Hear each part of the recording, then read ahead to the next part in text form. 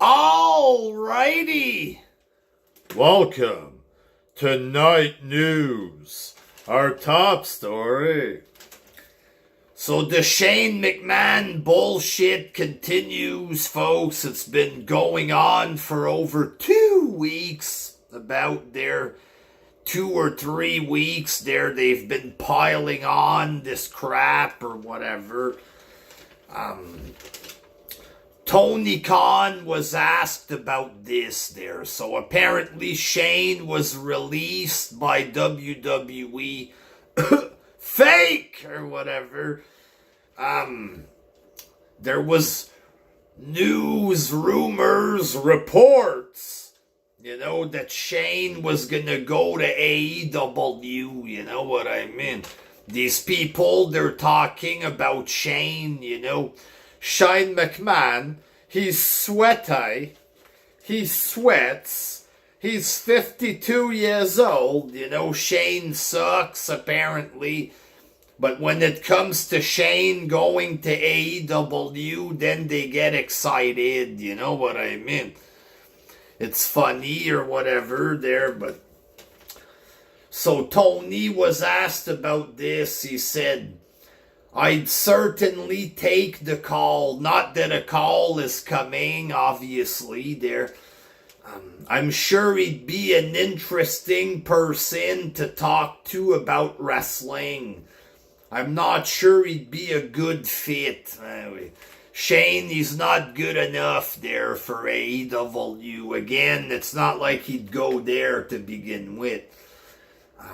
I have not heard from him, don't expect to hear from him, but in this business, you never know. Again, he might show up there when McMahon buys the company or whatever.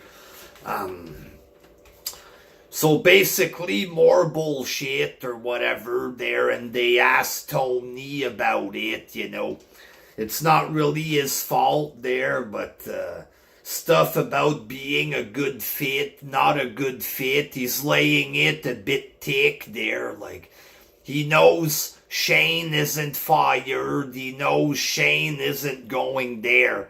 Shane wants nothing to do with them. Oh, I don't think he'd be a good fit. Get the fuck out. You know what I mean? These fucking pathetic clowns, like... Let's take it back, folks, alright? Shane McMahon enters the Royal Rumble as a surprise entrant. That's all it was. He comes back for that. You know what I mean?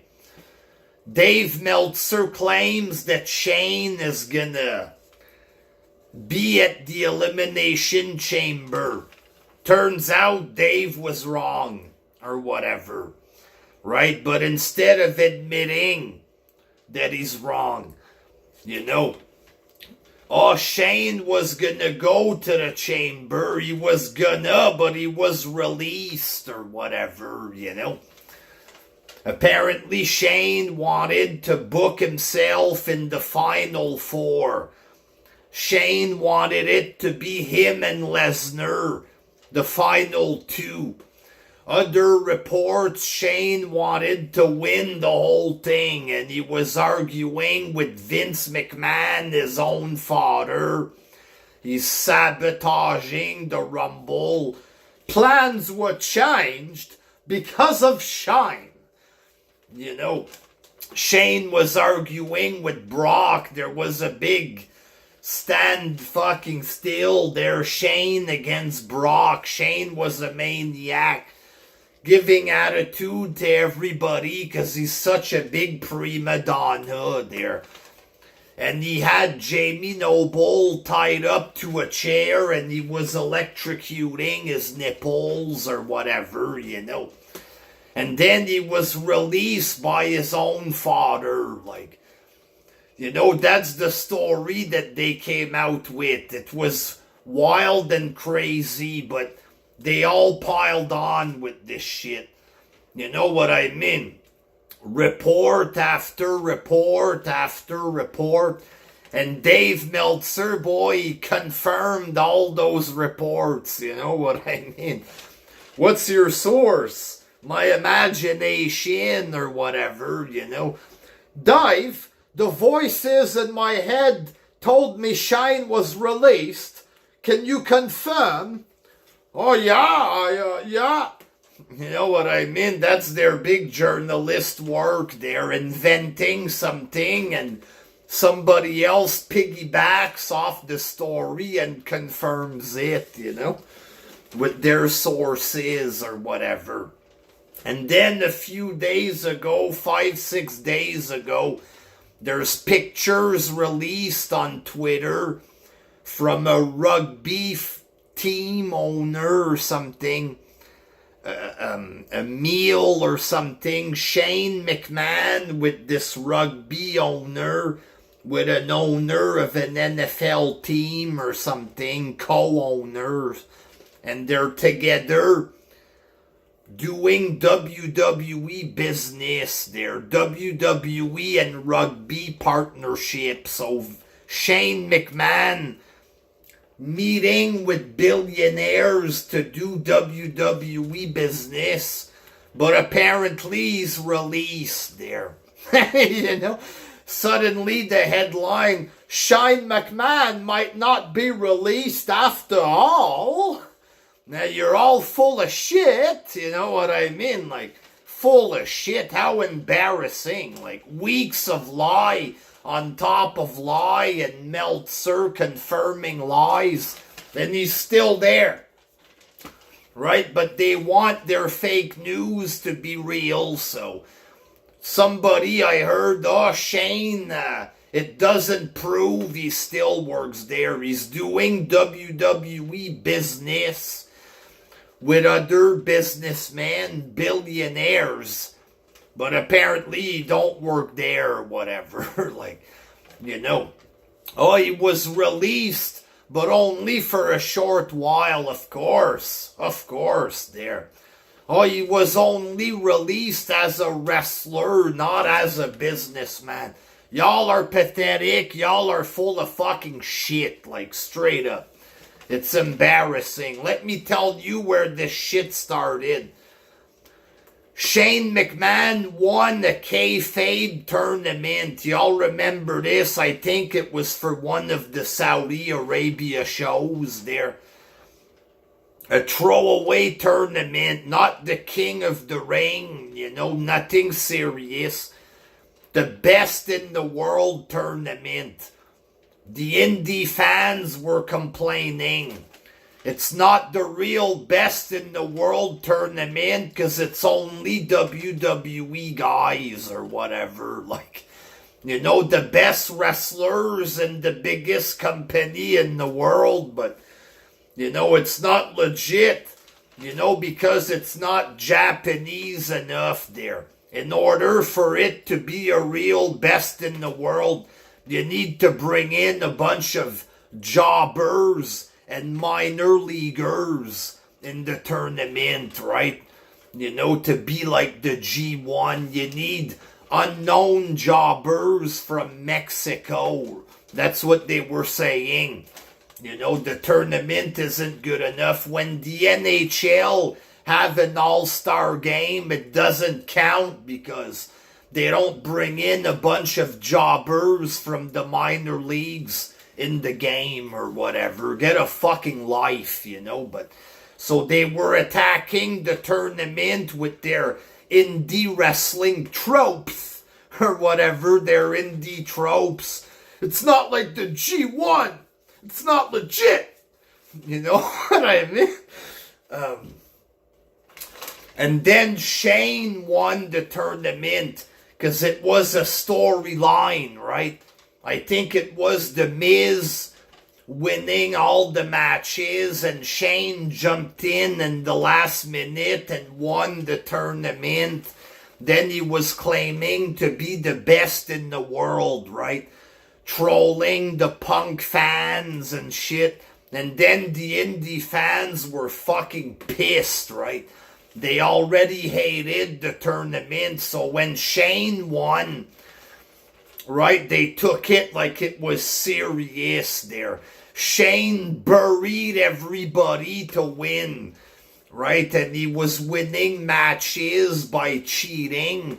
Oh, he wants to put himself over. Yeah. Shane McMahon putting himself over. Basically, the character that he was playing on TV there as a heel, that he was the best in the world when he won by cheating and he was winning matches by cheating. They started treating it like it was real. They start acting like that's how he is in real life, basically. So when you read the story, it's clear that it's written by these fans who view Shane like that, with that narrative there, that he buries people and he wants to win everything. It all started there because indie fans were mad that he won this tournament and they took it serious. And they think that that's Shane's real personality because they're fucking psycho. And it's clear that the story of him, the way he was backstage, burying everyone, he wants to win everything, you know. It's clear that it was fucking composed in the mind of a weirdo indie fan who has those ideas about Shane there. Ideas that come from the internet, right? It's fucking pathetic that people would treat this like it's real. You know what I mean? It's sad. It's very sad. And fucking websites running with this, the dirt sheets clearly lying. Oh, I have my source. He was let go, blah, blah, blah. And then the pages like What Culture, spreading the narrative, laying it thick there. And the whole time it's all fake. You know what I mean? The locker room, the morale is super low because of Shane and everything he did. All fucking fake. Like, what a joke. So a couple of other news items for today, folks. AQA has signed with AEW. It's about time. I believed in you, AQA. Whoever the fuck you are there. So apparently they're recently Kofi Kingston and Big E. They've been wrestling on SmackDown and they're simply calling them Big E and Kofi instead of calling them the New Day or whatever. So somebody wrote a report. Apparently Vince doesn't want Big E and Kofi to be called New Day. He only wants them to be called New Day when all three of them are together. You know, maybe, Big E, he was doing his singles thing. Kofi and Xavier were being called New Day, so maybe he wants to keep it like that. But, like, creating some kind of report with insider news off of this, like, I guess it's a slow news day there. And what's pathetic, Wrestle Talk and What Culture, they try to use this to attack McMahon, to make him look bad. Vince McMahon has given the order not to call Big E and Kofi New Day. And the other guy's like rolling his eyes like if Vince is doing something terrible. Like, who gives a fuck if he calls them New Day or not? Seriously, this is non-news. Like, they call him Big E and Kofi. Somebody makes a report. Oh, Vince, he gave an order there. Like, fucking get a life. You know what I mean? It's a slow news day for the anti-WWE propaganda brigade, I guess, there. So They have to come up with something. They're fucking pathetic. Fuck. According to the McMahon podcast or whatever, WWE wants Jade Cargill. This was yesterday's news there. I guess yesterday was a slow news day. Apparently, WWE wanted Cargill before. She didn't want to go. And apparently now they really, really want her there. According to this person, this could just be his imagination telling him this there. But, you know, she has a unique look.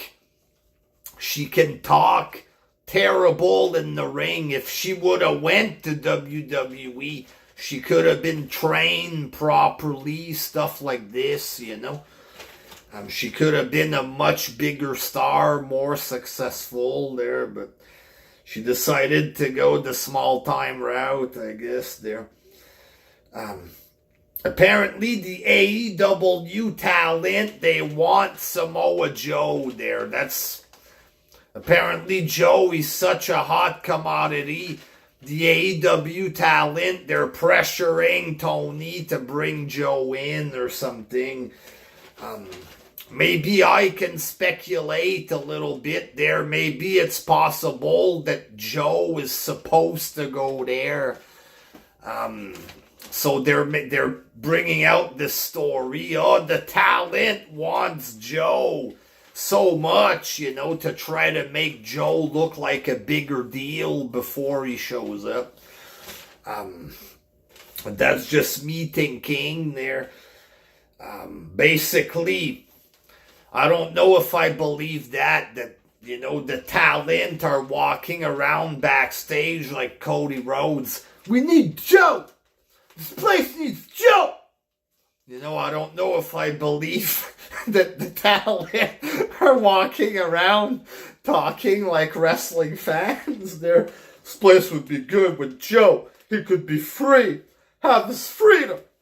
You know what I mean? I don't think Joe, that wrestlers talk like this there, but maybe Punk and Bryan want to relive their Ring of Honor days or whatever. Punk versus Joe, Part 4 in Chicago. You know, Dragon, Bryan, I want a match against you. You know, maybe they're gonna get this there, but you know, I don't think anybody's really interested in Joe that much at this point there. Like, talk about bringing in somebody that's old and washed up or whatever. Like, so, yesterday there's some more voids from Tony Khan talking about the AEW releases there. When we started, a lot of people had contracts that were a few years long, and a lot of them are coming up. I tried to be considerate of the people on the roster, especially through the pandemic. Thanks for working for me during the pandemic, putting your life on the line when nobody else was around. By the way, you're fired. You're fired. Vince McMahon, so terrible releasing people during the pandemic. Tony's gonna release them all now that the pandemic is finished. Now we have real wrestlers, so we're gonna let you go.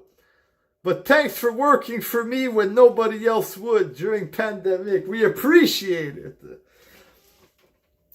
There was only 2 places running, and the other place was cutting people right and left. So he's got to get his shots in on WWE, vilifying them for releasing people in an interview about how he's going to release people. Hypocrite much. Like, he's about to release people left and right himself there. And if he stays in business, he's going to have to release a shit ton. Same shit as WWE. You know what I mean? A big fucking hypocrite. They want their cake and eat it too, you know what I mean?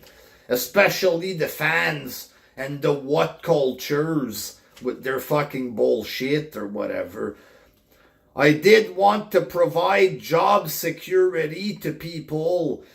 Now with so many wrestlers coming in, I can't renew all the contracts. Your job is secure with me. By the way, you're fired. You're fired. I had to make tough choices based on ability, fan response.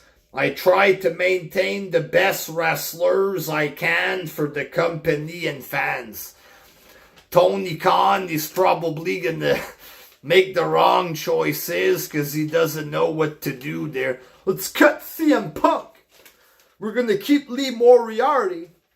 Daniel Bryan, you're cut. You know what I mean? But isn't that what Vince McMahon does? He gets rid of the bums and keeps the best wrestlers for the company and fans. That's exactly what McMahon does, you know. So, there you have it, folks. So, Tony Khan's going to be releasing a whole bunch of wrestlers coming up there. A bunch of contracts are expiring. A lot of them, it sounds like, are going to be expiring there. But it's okay if Tony does it. We're going to see the spin when this shit happens or whatever there. So stay tuned for more news. Until next time, peace. Ha!